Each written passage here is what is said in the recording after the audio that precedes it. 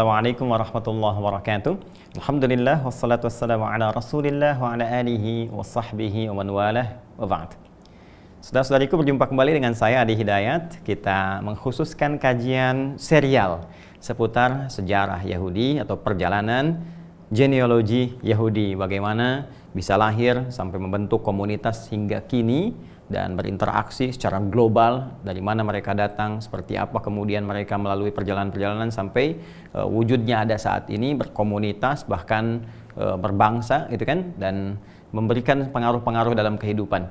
Nah, seperti apa Al-Quran memberikan gambaran kepada kita dari sejak dahulu, bagaimana muncul, kemudian sampai kekinian, sampai bagaimana membimbing kita bersikap dalam konteks kehidupan global dan menyikapi persoalan-persoalan kekinian yang tengah kita hadapi.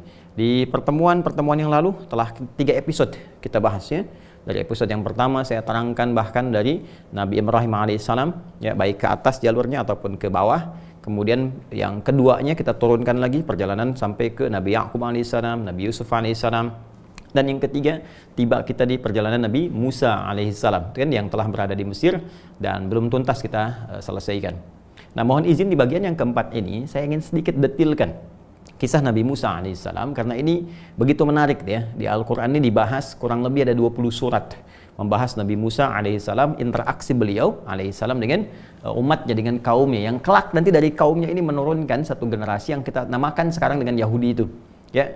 Lalu kita juga akan temukan bahwa bagaimana Nabi Musa disebutkan lebih dari 120 kali. Ada yang mencatat 136 kali dalam Al-Quran disebutkan. Jadi di 20 surat kurang lebih 136 kali penyebutan, dan ada yang merinci di antara surat-surat ini ya, baik nanti di Al-A'raf, kemudian di Al-Qasas, nanti ada beberapa surat-surat yang lain termasuk surat Toha. Nah, kita akan gali bagaimana perjalanan itu dikisahkan, bagaimana detil kehidupannya digambarkan, sehingga kita mengerti, menjadi pedoman bagi kehidupan kita pada masa kini. Nah, kita akan turunkan, dan saya akan fokus kepada Al-Quran dulu ya. Nanti dari satu waktu yang lain kita coba akan kembalikan kepada perbandingan-perbandingan kajian di beberapa kitab-kitab yang ada sampai dengan sekarang, termasuk di kitab-kitab yang juga dinilai suci oleh beberapa kalangan-kalangan yang lain. Nanti kita akan bandingkan, kalau perlu kita komparasikan dengan pemateri-pemateri lain, sehingga dengan itu mendapatkan wawasan yang lebih baik. Oke, kita coba lihat dulu di sini.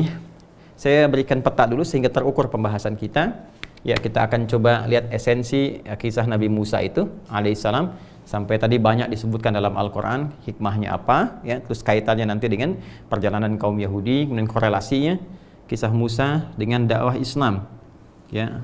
Tentunya Nabi Musa membawa risalah Islam juga, menyampaikan risalah Islam dalam kehidupan, dan risalah Islam tidak berhenti sampai dengan kehidupan berakhir ya, dari Nabi Adam alaihissalam sampai ke Nabi Muhammad SAW, Rasul terakhir, membimbing seluruh manusia. Artinya ketika kehidupan berakhir ya, maka selesai tugas di muka bumi, di dunia, dan kembali kita kepada Allah, mempertaruhkan dan mempertanggungjawabkan semua apa yang kita kerjakan dalam naungan keislaman kita dalam risalah ini. Nanti setiap generasi akan terkait berkelindan ya, bagaimana pesan-pesan di masa lalu diberikan gambaran kepada masa depan, kini untuk kita, nanti untuk generasi setelahnya, sehingga menjadi pedoman kehidupan yang kita bisa ambil hikmahnya. Nah, saya coba bahas yang ini dulu, dua teman-teman, supaya kita ambil dulu beberapa hikmah, esensi yang kita bisa hadirkan ya. Pertama begini, ini sejarah Yahudi nanti tidak akan terpisah jauh ya, tidak akan terpisah jauh dari kisah Nabi Musa alaihissalam. Esensi kisah Musa alaihissalam sehingga banyak disebutkan dalam Al-Quran, di 20 surat kurang lebih kan, 136 kali disebutkan seperti yang tadi telah saya uraikan. Apa yang dapat kita raih di sini, hikmah apa gitu kan? Yang pertama teman-teman sekalian, ini Nabi Musa alaihissalam adalah di antara nabi yang banyak diuji oleh Allah Subhanahu wa taala. Bahkan boleh kita katakan bahwa Nabi Musa itu ujiannya lengkap dari lahir sampai dengan kemudian beliau meninggal. Ya, ini makanya di dalam Al-Qur'an surah ke-20 Thaha, Quran surah ke-20 Thaha, di ayat yang ke-40 ya, itu di pertengahan mau ke akhir ayatnya Allah menyampaikan wa fatannaka futuna ya? Dan kami menguji engkau dengan berbagai ragam ujian ya. Jadi banyak sekali menimpa Nabi Musa alaihissalam, diuji dari sejak lahirnya, bahkan lahirnya sudah mendapat ujian ya. Nanti kita akan lihat bagaimana kekuasaan pada masa itu kan, menggambarkan kepada kita satu hal yang sangat luar biasa mencekam, karena bayi-bayi akan diincar dan dibunuh jika dia laki-laki. Jadi baru lahir terdapat ujian ya kemudian dia dihanyutkan di sungai kan, tumbuh dewasanya dapat ujian lagi, terusir dari kampungnya, dari tempatnya karena terancam dengan sebuah peristiwa, pulang dapat ujian lagi, sampai mau meninggal pun dapat ujian juga. Ini sangat menarik teman-teman sekalian. Jadi Nabi Musa alaihissalam di antara nabi yang banyak diuji oleh Allah Subhanahu wa taala, dan ini manhaj Al-Qur'an ya, untuk memberikan semangat kepada Nabi sallallahu alaihi wasallam ketika beliau diuji dalam berdakwah. Dan ini akan diturunkan kepada kita juga umatnya. Ya, bahwa setiap manusia mendapatkan ujian. Jadi kalau Anda mengatakan, "Duh, saya punya persoalan di rumah tangga, saya punya persoalan di kantor, saya punya persoalan di kehidupan sosial." Jangankan Anda, para nabi saja, mohon maaf, yang dijamin surganya, dekat dengan Allah, mendapatkan penilaian takwa yang sangat tinggi, mereka nggak lepas dari ujian. Ya, karena itu ketika Nabi Muhammad SAW membawa risalah, seringkali Al-Quran menurunkan manhaj untuk memotivasi. Jadi, kamu jangan patah semangat Muhammad SAW. Kalau kamu sakit, bukan cuma engkau yang sakit. Nabi Ibrahim saja kakek buyutmu pernah sakit. Quran surah ke-26 ayat 80 turun. Ya, sampai dikatakan wa idza maridtu fahuwa yashfin. Nabi Ibrahim kalau sakit-sakit ya, kemudian berdoa kepada Allah, yakin kalau saya sakit pasti Allah sembuhkan. Kemudian Nabi Ayub pun pernah sakit. Turun Quran misalnya surah ke-21 ayat 83 sampai dengan 84. Ketika diuji misalnya dengan kaumnya yang melempar, yang macam-macam, maka diturunkan kemudian kisah Nabi Yunus misalnya alaihissalam, diturunkan kisah nabi-nabi yang lainnya untuk memberikan motivasi. Dan puncaknya diantaranya adalah kisah Nabi Musa alaihissalam yang bahkan diuji dari lahir sampai dengan meninggal dunia, sampai saat akan wafat, itu masih mendapat ujian, ya, masih mendapatkan ujian, dan diuji hanya untuk satu kaum saja. Ya, sedangkan Nabi Muhammad SAW dipersiapkan untuk menghadapi manusia sampai dengan risalahnya terbawa ke akhir zaman. Walaupun nabinya telah wafat, tapi risalahnya terbawa sampai ke akhir zaman. Maka ditampilkan kisah-kisah sebelum itu untuk memberikan motivasi kepada beliau. Motivasi inilah yang diturunkan kepada kita. Ini seakan-akan memberikan gambaran kepada kita, hey, kamu tuh baru ujiannya di rumah gitu loh.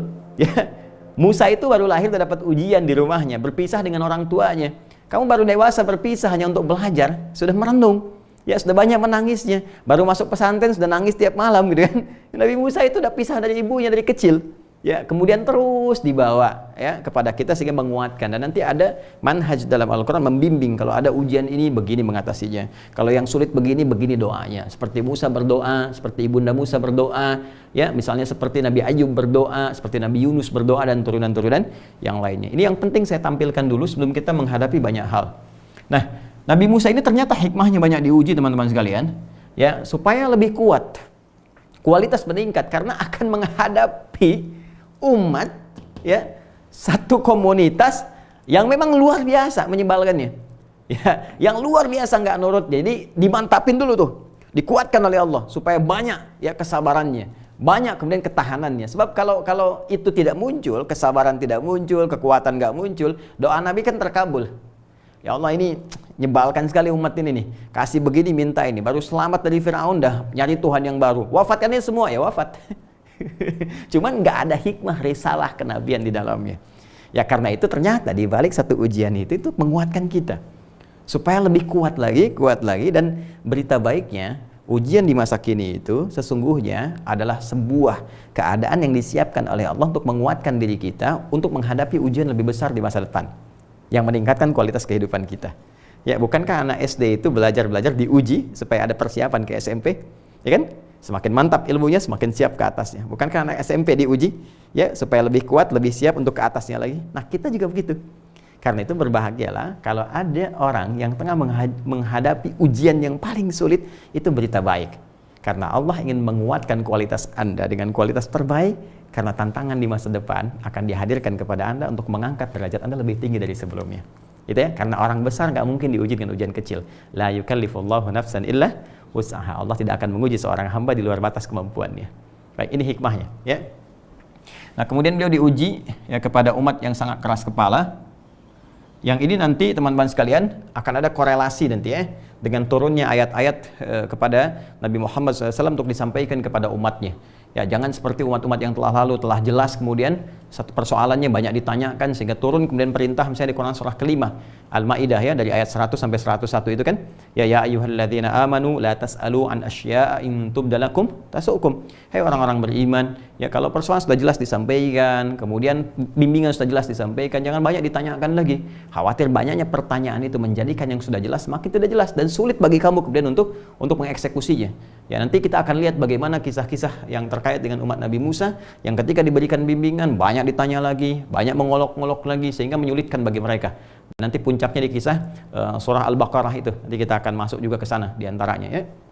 Nah teman-teman, kemudian ini kisah Nabi Musa alaihissalam juga punya korelasi nanti ya dengan dakwah Islam. Karena nanti saat Nabi SAW beliau kemudian berhijrah dari Makkah Al-Mukarramah ke Yathrib yang kelak menjadi Al-Madinah Al-Munawwarah, menemukan nanti turunan-turunan Yahudi. Ya, dan itu nanti adalah keturunan dari ya umat yang menyebar ini, ya menyebar ke seantara dari masanya Musa alaihissalam, nanti masuk nanti ke Palestina, menyebar lagi dan sebagainya. Pada akhirnya nanti ada yang masuk kemudian di wilayah Yathrib yang kelak jadi Al-Madinah Al-Munawwarah. Nah, karakteristiknya itu mirip-mirip begini. Ya.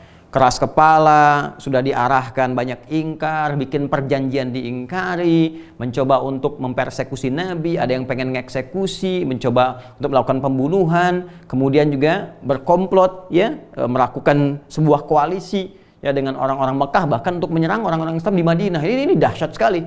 Ya karena itu nanti teman-teman sekalian, nah ini bagaimana perjalanan Nabi Musa alaihissalam ditampilkan oleh Al-Quran ya kan, kepada Nabi Muhammad sallallahu alaihi wasallam untuk diberikan gambaran. Nah, ini asalnya begini, dulu begini. Musa aja menghadapinya sampai meninggal dunia. Ini dasarnya Nabi Muhammad sallallahu alaihi wasallam. Apa yang tidak bisa diselesaikan oleh Nabi Musa alaihissalam dalam periode lahirnya sampai dengan wafatnya dituntaskan dengan sangat singkat oleh Nabi Muhammad sallallahu alaihi wasallam karena manhaj terdahulu diberikan gambaran kepada beliau oleh Al-Quran dan dibimbing oleh wahyu begini cara mengatasinya. Paham ya? Nah itulah yang disampaikan kemudian kepada kita karena risalahnya abadi. Nanti kalau kamu ketemu Yahudi lagi, nih baca Al-Quran. Bagaimana Nabi Muhammad SAW dibimbing oleh Allah, kemudian diteruskan kurikulumnya kepada kita, sampai ke kita pelajari diturunkan begini. Bahkan kalau kamu nggak percaya, kata Allah, buka lagi kisahnya Nabi Musa AS. Nih, dari zaman Musa seperti ini. Ke atas lagi, zamannya Yusuf alaihissalam seperti ini. Bahkan Nabi Yusuf pun kemudian ada rencana-rencana untuk bisa menjahilinya, rencana-rencana untuk mengeksekusinya dan sebagainya. Walaupun kemudian bertobat dan keturunannya menyebar, nah di keturunan inilah kemudian terjadi sesuatu yang sangat luar biasa yang akan ditemukan di kisah Musa alaihissalam. Jadi ini penting saya awalkan teman-teman sekalian untuk menyampaikan bahwa ada kurikulum kehidupan. Ini ya. Nah, di sini ada pedoman yang disampaikan oleh Al-Quran, yang nanti pedoman ini teman-teman sekalian bahkan diringkas oleh Al-Quran karakteristiknya yang panjang-panjang ini kan di kisah Nabi Musa tuh dikisahkannya panjang-panjang gitu kan, dari mulai mohon maaf sekali ya setelah saat menghadapi Fir'aun seperti apa keadaan umatnya, keluar dari kejaran Fir'aun, ditenggelamkan Fir'aun tuh ya, kalau kita tuh belum kering tapak kaki dari air laut yang dilewati itu gitu kan.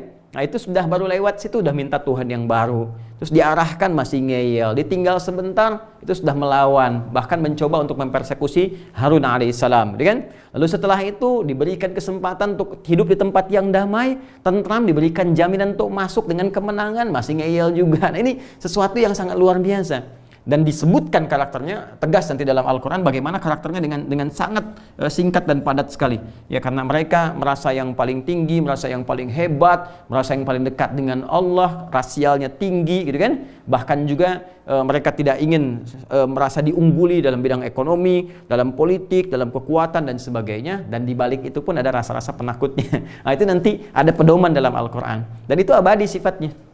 Abadi karena Al-Quran saat diturunkan itu menjadi pedoman kehidupan sampai kehidupan itu berakhir untuk semua manusia. Makanya di Quran itu lengkap sekali, menghadapi umat ini seperti ini, menghadapi yang begini-begini, bahkan menghadapi diri kita pun itu ada.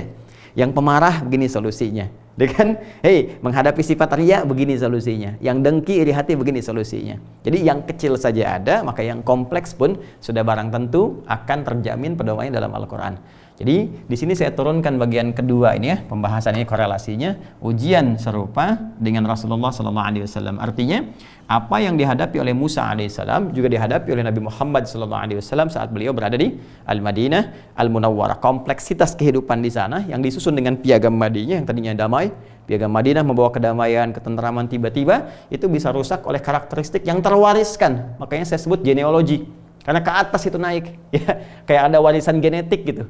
Ya, kalau bahasa Al-Qur'an itu apa kalian saling mewariskan nih seperti ini, gitu ya. Ya, itu sangat menarik gitu ya. Itu sangat menarik. Jadi, teman-teman sekalian dari sini kemudian dihadapi dan Yahudinya kan nggak selesai. Dari sini kan menyebar lagi, menyebar. Nanti saya tunjukkan beberapa ayat dalam Al-Qur'an bagaimana mereka kemudian dihukum oleh Allah Subhanahu wa taala yang pertama kali untuk menyebar di seantero bumi, tapi karena sifat mereka pun nggak tentram. Nah, ini terbukti. Ya, mereka berpecah, ada yang kemana, termasuk di Indonesia juga, ya masuk dan sebagainya. Dan sebagian dari kalangan mereka, sebagian besarnya masih membawa karakteristik ini. Walaupun ada sedikit di antara mereka, kata Al-Quran, yang punya objektivitas dalam kehidupan. Ya, nah ini teman-teman sekalian. Ya, ini, jadi pedoman ini nanti akan kita keluarkan. Sebelum kita ketemu pedomannya seperti apa, ya, Yahudi itu siapa, sifatnya bagaimana, kan? Kemudian kecenderungan hidupnya seperti apa, bagaimana cara dia menunaikan ibadahnya dalam konteks religiusitasnya, gitu kan? Bagaimana sikapnya dalam beribadah, bagaimana sikapnya terhadap umat Islam dan sebagainya, ini akan terbawa dan itu nyata. Sifatnya pasti nyata karena apa yang bersumber dari Allah hak sifatnya, ya. Dan bagaimana puncaknya Al-Qur'an menuntun kita secara elegan menyikapi persoalan ini. Itu indah banget. Kalau kira-kira jadi tetangga gimana sifatnya, gimana cara berhubungannya, kalau kira-kira berbangsa seperti apa cara menyikapinya, gitu kan? Dan seterusnya. Di ekonomi bagaimana, di politik bagaimana, di militer seperti apa, lengkap sekali. Nah, sebelum ke sini, kita kembalikan dulu ke sini. Ya, seperti kita ketahui teman-teman sekalian, Nabi Musa alaihissalam itu ya lahir saat masa kondisi Mesir itu, ya ini prakelahiran Nabi Musa, dipimpin oleh Firaun. Ya, saya telah terangkan di pertemuan yang kemarin yang ketiga, Firaun itu gelar. Ya, gelar bagi raja Mesir.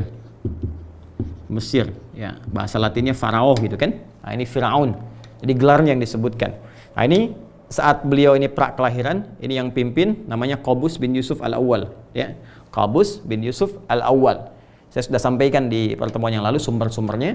Kemudian ada yang menyebut juga dengan Ramses II namanya, ya, tapi kita tidak fokus kepada ini, kita fokus kepada sifatnya, karakteristiknya, karena yang disebutkan oleh Al-Quran itu gelarnya untuk menunjukkan kekuasaan yang sedang dipegang. Jadi memberikan sebuah esensi kehidupan, bukan nama itu yang penting. Yang penting itu sikap. Jadi kalau ada yang menyimpang, yang dirubah sikapnya, bukan mencela namanya. Nah, ini yang dibiasakan oleh kita, ya. Nah, kemudian nanti kita akan kisahkan ini. Lalu saat Nabi Yusuf kemudian meninggal dunia, awalnya mewariskan terus 400 tahun sampai ke sini, kurang lebih 400 tahun. Dan di pertemuan bagian ketiga telah saya jelaskan, ya, bagaimana saudara-saudara Yusuf termasuk Nabi Yusuf alaihissalam itu membawa anak juga, ya. Saudara-saudara Nabi Yusuf kan membawa anak. Nabi Yusuf sendiri anaknya 2 kan, ya. Masih ingat ya yang saya sampaikan di pertemuan lalu, ya, Manisya dengan Afrem itu. Kemudian dari situ kan berketurunan terus menyebar dan membentuk karakteristik selama 400 tahun. Maka lahirlah kemudian raja yang selanjutnya, Firaun selanjutnya, ini Qabus bin Yusuf. Nanti saat Nabi Musa alaihissalam diangkat oleh Allah menjadi rasul, mendapat wahyu, ini meninggal, digantikan oleh ini, ya, ada yang menyebut dengan Merneptah, namanya Walid bin Mus'ab, yang kemarin telah kita bahas beberapa karakteristiknya. Nah, kondisi prakelahiran ini teman-teman sekalian, ini Ramses II atau disebut dengan Qabus bin Yusuf Al-Awwal itu bermimpi. Apa mimpinya? Dia bermimpi ada kobaran bola api yang datang dari Bait Al-Maqdis, ya, dari Palestina sekarang, ya. Datang dari Bait Al-Maqdis, datang tuh menghancurkan. Ya, menghancurkan kerajaannya, kekuasaannya, menghanguskan rumah-rumah dan sebagainya, sampai dia ya dihinggapi, dihantui oleh mimpi-mimpi ini. Ya, begitu dia kemudian mendapatkan itu, dia konsultasilah kepada dukun-dukun. ini persoalannya, ya. Jadi kalau mohon maaf nih, kebijakan-kebijakan nanti ditanyakan pada sifat-sifat yang tidak jelas, konsultasinya pada sosok-sosok yang bermasalah, maka nanti keputusannya pun akan bermasalah. Ya, makanya ketika Firaun itu minta masukan dari dukun, dari penyihir dan semacamnya, maka jadi persoalan.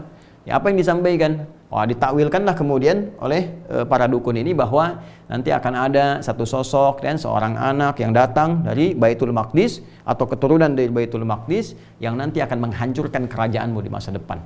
Nah, ini yang jadi persoalan teman-teman sekalian. Maka ditafsirkan gak ada yang lain. Kalau dari Baitul Maqdis itu kan, ya keturunannya pasti diurut-urut lagi. Ya, siapa urutan-urutan itu? Ya, kita kembali ke sini teman-teman sekalian.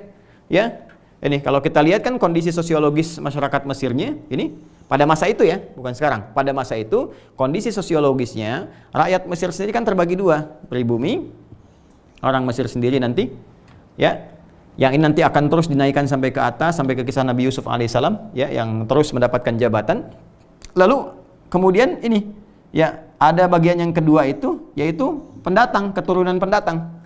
Ya, saya sebut keturunan karena dari ke atas itu loh, dari Nabi Yusuf dan 11 saudaranya. Kan ada 12 kan, yang disebut Asbat, Bani Israel itu. Ya, itu kan berketurunan terus, sedangkan mereka sifatnya asalnya pendatang, bukan asli. Dari mana pendatangnya? Dari Kan'an. Ya, saya telah terangkan Kan'an yang ini bukan Kan'an anak Nabi Nuh alaihissalam, ya, tapi Kan'an turunan-turunan dari generasi-generasi sebelumnya yang telah saya sebutkan. Yang dimaksud adalah Palestina. Karena ini Kan'an nanti menghuni Palestina. Saya telah terangkan, Anda kembali lagi ya ke belakang supaya saya tidak mengulang lebih banyak. Nah, di sini ada Baitul Maqdis.